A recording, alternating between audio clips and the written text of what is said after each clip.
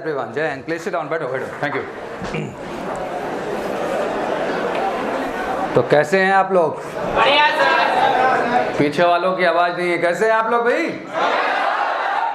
तो जोश बरकरार रहना चाहिए। तो ऑब्वियसली तो getting all India rank 5 it's really really great job. और मुझे लगता है कि अच्छी सोच, अच्छी लगन, अच्छा प्रयास हो तो ये बहुत आसान है, और सही सोच ना हो तो यही चीज़ लाइफ में कभी कभी टफ हो जाती है। कितनी खूबसूरत जर्नी आपकी स्टार्ट हो चुकी है। जो भी बच्चे इसमें जेई में अपीयर होंगे, अभी गर्ल्स स्पेशल भी एक वीडियो बनाने वाला हूँ। 10+2 ने अभी बीटेक में गर्ल्स को भी अपॉर्चुनिटी दे दी गई है, और नेक्स्ट आर्मी टीएस की भी जो एंट्री है उसमें भी पूरी एक्सपेक्टेशन से गर्ल्स भी जाएंगे। वैसे मैं लगातार हर वीडियोज़ में कोशिश करता हूँ कि मेरा बच्चा जेई सेगमेंट में इन्वॉल्व हो, और लकली बात यह है कि अब एमकेएससी जेई और नीट में भी कदम रखने चल रहा है। अब फौजी बनाने के साथ साथ हम देश में डॉक्टर और इंजीनियर्स भी क्या करेंगे, खड़ा करेंगे, बिकॉज सब कुछ एक ही प्लेटफॉर्म पे हो चुका है। तो इट्स वेरी इंपॉर्टेंट कि इन सब चीज़ों को एक प्लेटफॉर्म पे अब लाया जाए, उस लेवल की एजुकेशन दी जाए जिससे बच्चे इन सब एंट्रीज़ के विषय में प्रॉपर ढंग से अवेयर हो पाएँ। बट कोई चिंता की बात नहीं है, नेक्स्ट फॉर्म फिर आएगा, उसके विषय में बताऊँगा। ऑब्वियसली उसके विषय में नए चैनल पे आपको अपडेट आ जाएगी। आ जाइए, आइए आइए प्लीज़।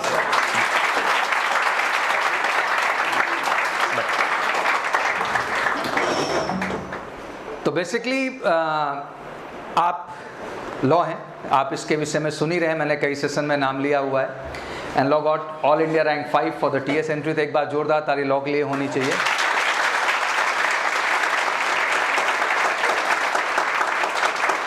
और इंडियन कल्चर के हिसाब से बड़ा अच्छा लगता है कि हमारे जीवन में जो है कुछ लोगों का बड़ा महत्व होता है। उनमें हमारे मामा जी हैं, हमारे मौसा जी हैं, यहाँ हमारे साथ आज लॉ के फूफा जी हैं, इनके लिए भी जोरदार ताली हो जाएगा।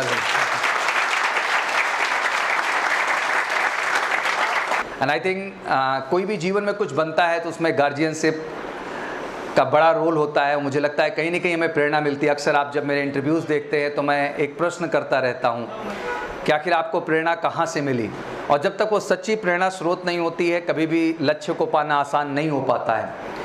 तो मुझे लगता है कि हर आदमी के जीवन में एक सही प्रेरणा होनी चाहिए, और अगर वो अपने परिवार से हो जाए, घर से हो जाए, तो इससे बड़ा सौभाग्य का क्या बात है। और मैं एक बड़ी अच्छी बात हमेशा शेयर करता हूँ कि एक नॉन कमीशन कैटेगरी में सर्व किए हुए किसी भी गार्जियन के लिए जब उन्हें ये पता चलता है कि उनका बच्चा कमीशन के लिए जाता है, तो शायद इससे बड़ा प्राउड मोमेंट और कुछ हो ही नहीं सकता है। क्योंकि वाकई में हमने लाइफ भर साहब साहब कहा है, मौका मिलता है कि हाँ हम अपने बच्चे को भी एक बार साहब कह सकेंगे और सल्यूट कर सकेंगे। तो ये अपने आप में बहुत बड़ी बात है, और हर गार्जियन इस चीज़ को चाहता है कि वो पैरेलल बिल्कुल ऑफिसर बन के फ़ौज के अंदर आए। तो लॉ से मेरा ऑब्वियसली लाइव इंटरव्यू से पहले हो चुका है। तो चलिए सेशन को बढ़ाते हैं, बहुत सारे डिस्कशन है, आप एक भी कुछ क्रॉस क्वेश्चंस लेंगे, बट वन बाय वन चीज़ों को शुरू करेंगे। तो सबसे पहले मैं गार्जियन से ही शुरुआत करूंगा। लॉ, आप प्लीज़ फूफा जी को जो है माइक दें। तो सर थोड़ा सा कुछ बताएं कि कैसे आपकी जर्नी रही फौज में, और कुछ गाइड करें। और लॉ का ये सिलेक्शन आपको कितना जो है अच्छा महसूस करा रहा है? लॉ को शुरू से ही आर्मी में जाने का इरादा था। हमारी एक्टिविटी, हमारे फ़ोटो देखे, उसी से ये एम कर चुका था कि मैं आर्मी में ही जाऊंगा। हम तो चाह नहीं रहे थे। मेरे खुद 2 बेटे हैं, बड़ा बेटा डॉक्टर है, छोटा एडवोकेट है, मगर हम बेल्ट की नौकरी नहीं कराएंगे। फिर भी लॉ ने इरादा रखा मैं आर्मी में ही जाऊंगा, इससे हम संतुष्ट हैं।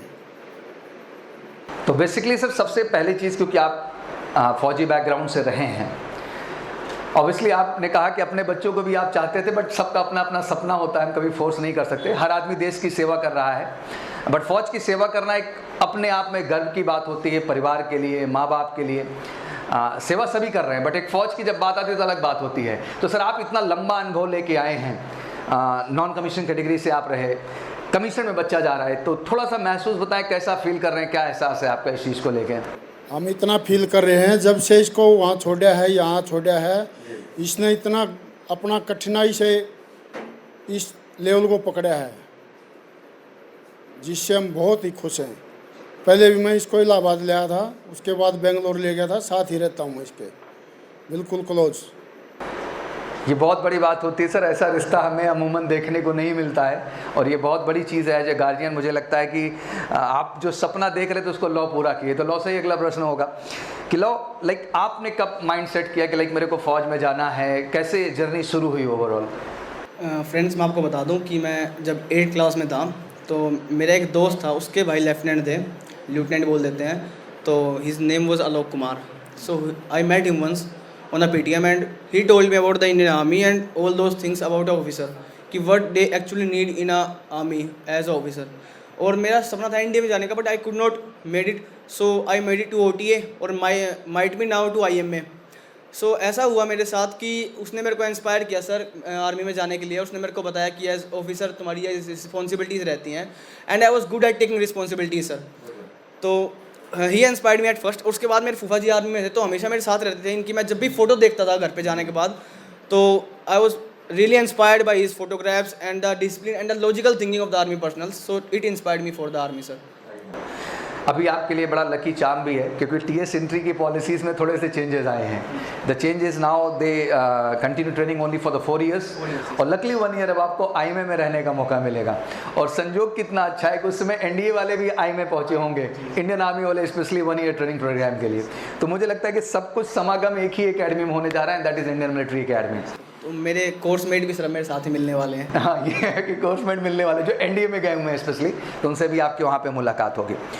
लो, सबसे इम्पॉर्टेंट की जो जर्नी थी SSB की, तो थोड़ा कुछ बताएं कैसे स्टार्ट हुई, कब कौन सी एंट्री, और ये फर्स्ट अटेम्प्ट था, सेकंड था, थर्ड था, कुछ डिटेल बताएं इसके बारे में। देखो मैं आपको एक बात बताता हूँ, SSB एक वो चीज़ है जिसके अंदर आपकी नॉलेज काम करती है। मैं ये नहीं कहता नॉलेज काम नहीं करती, but the thing which works is your reality, your patience, your stamina to answer the questions, your speed of decision making, मतलब all those 15 officer like qualities.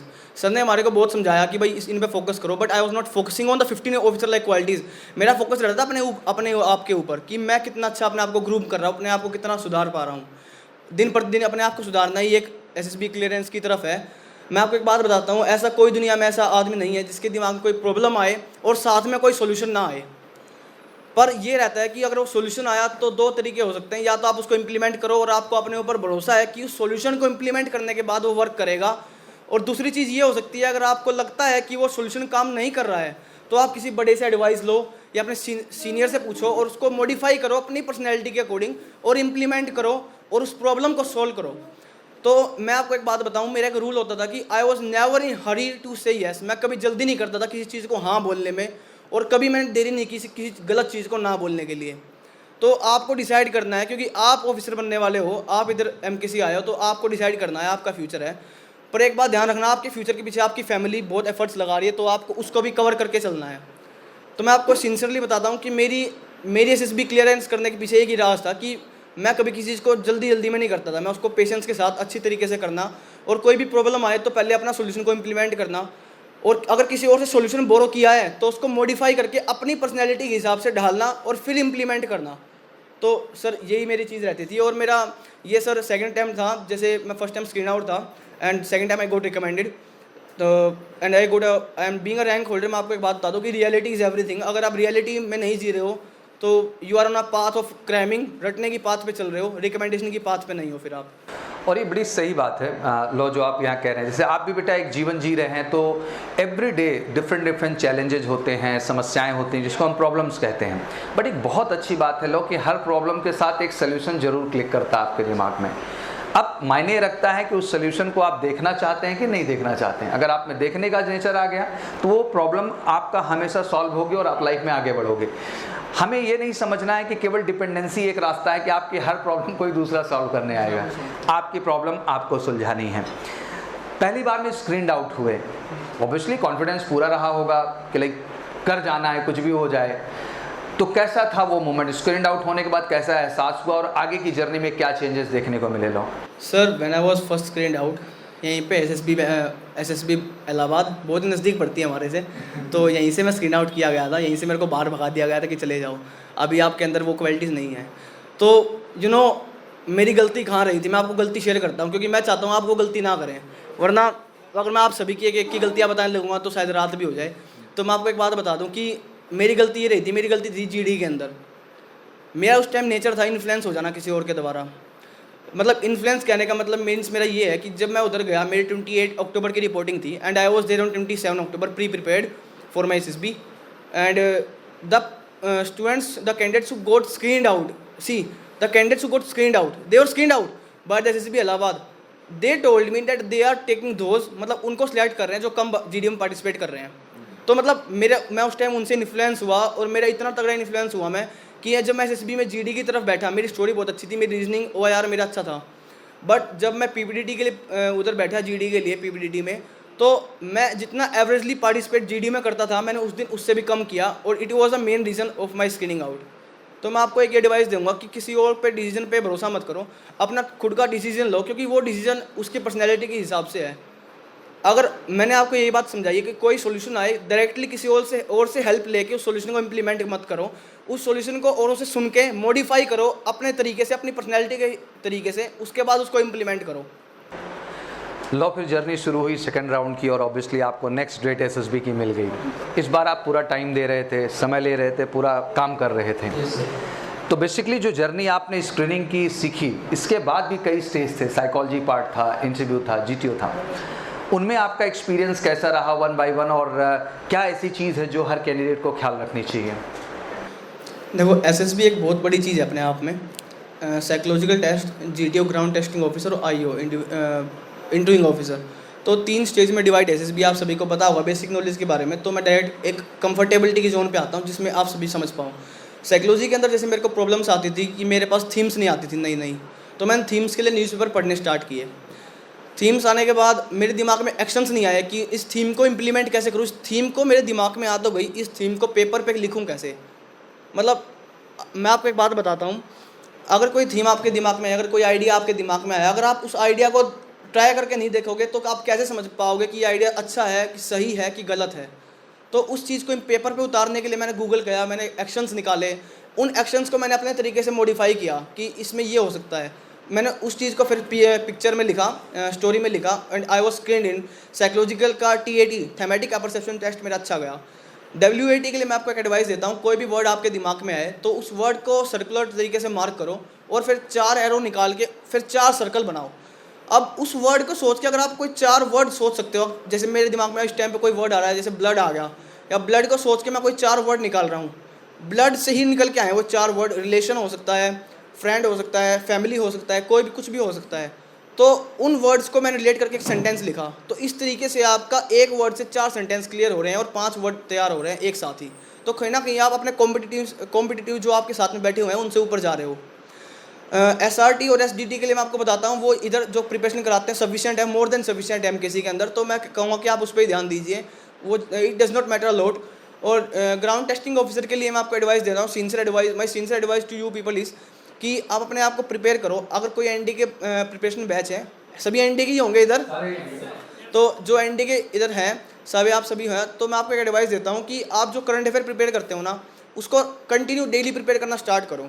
जो आप इंस्टाग्राम, फेसबुक, ट्विटर जिस पे भी है, मैं आपको एक एडवाइस दूँ कि मैं आपको तरीका बताता हूँ कैसे मैंने प्रिपेयर किया।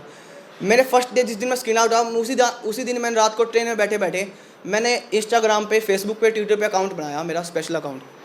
और मैंने उस अकाउंट को मैंने सबसे पहले उन पर्सन्स को फॉलो या अनफॉलो किया जो मेरे काम के नहीं थे, उनको फॉलो किया मैंने। जैसे ऑफिशियल डॉक्यूमेंट्स, जैसे prime minister Narendra Modi, president, external affair minister और PIB, तो मैंने इन सबको फॉलो किया, जिसके कारण जैसे आप जब भी इंस्टाग्राम खोलोगे तो या फिर आपने जब भी ट्विटर खोला, आपको एक even though they need to subscribe Indian Army, Indian Navy, Indian Air Force too, because every update every day they have on the right. तो अपडेट वहीं से मिलती है।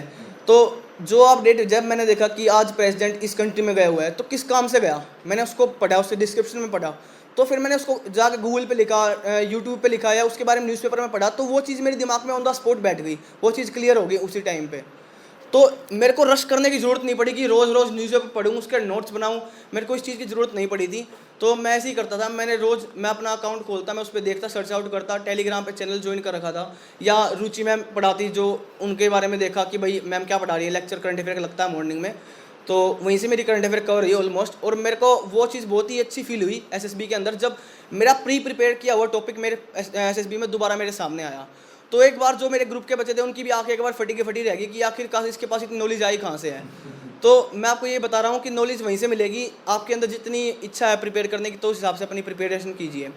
अच्छा, इंटरव्यू के लिए मैं आपको एक बात बताऊँ, वो इंटरव्यूइंग ऑफिसर जो आपके सामने बैठा हुआ है, he might be a colonel, brigadier, may be major general even, so he is having a lot of experience inside himself and he is not showing you the experience.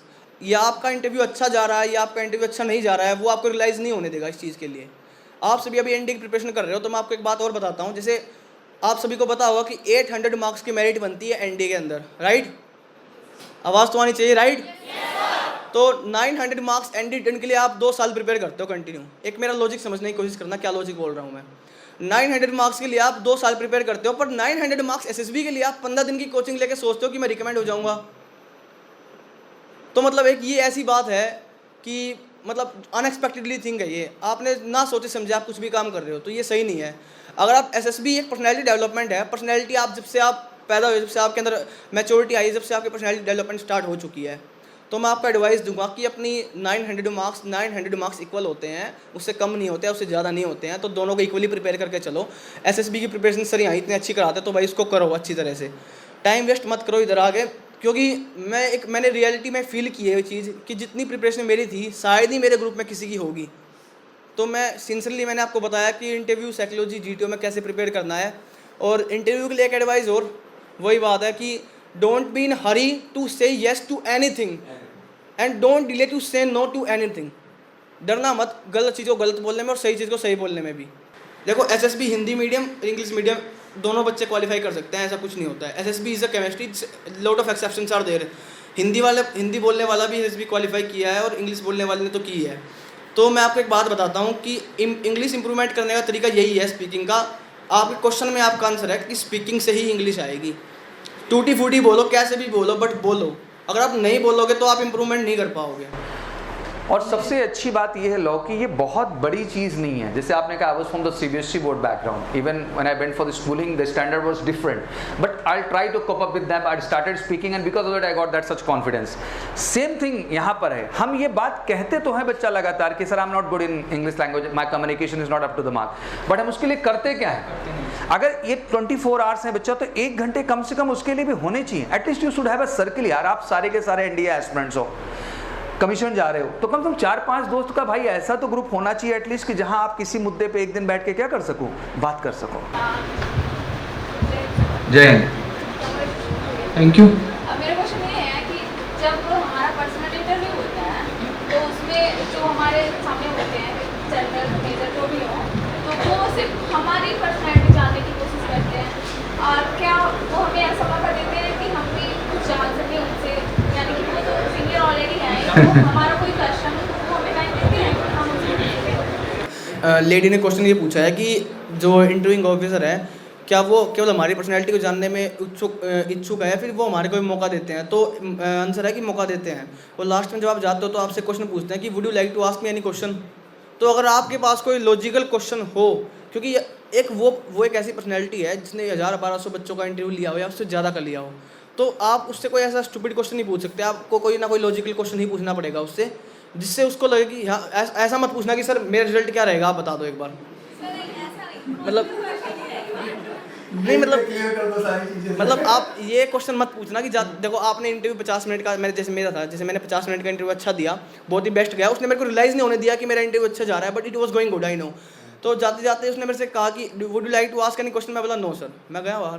पर अगर कोई मेरी जगह अगर कोई और होता, वो बोलता कि सर मेरा रिकमेंडेशन पक्का है ना, तो मतलब ये नहीं होना चाहिए यार, क्योंकि उसको पता है कि मतलब वो पर्सनल चीज़ का जवाब नहीं देने वाला। It's a confidential information. आज तक हमारे को पता नहीं है।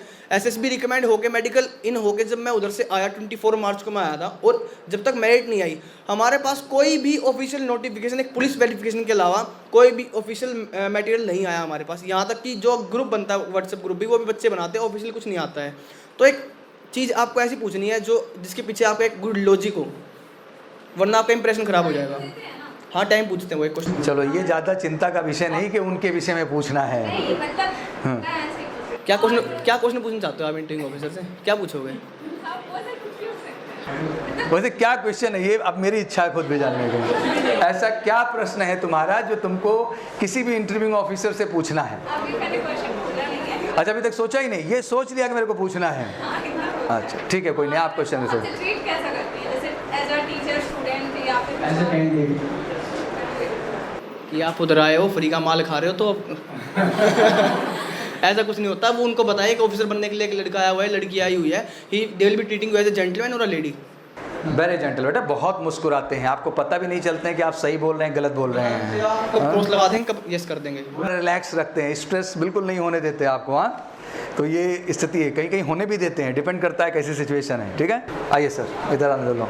सबसे पहले लव के भूपा जी का सम्मान एक वाइट कलर का फूल उड़ाते हुए तालियों की गड़गड़ाहट थोड़ा सा और ऑल इंडिया रैंक 5 का बच्चा है हमारे लिए। आप भाई किसी भी शादी में ज़्यादा रली तो दूल्हे की होती है, कोई बात ही नहीं है। तो यहाँ पर ये किताब है लव शुक्ला के, लव के साथ love Malik from Sonipat, all India rank 5। Haryana का नाम कर रहा है बच्चा। हरियाणा का नाम कर दिया छोरे ने।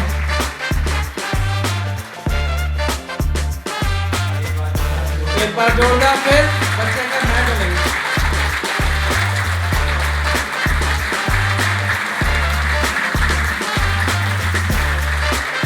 अगली बार ऐसी ही सफलता में आप लोगों को आना है।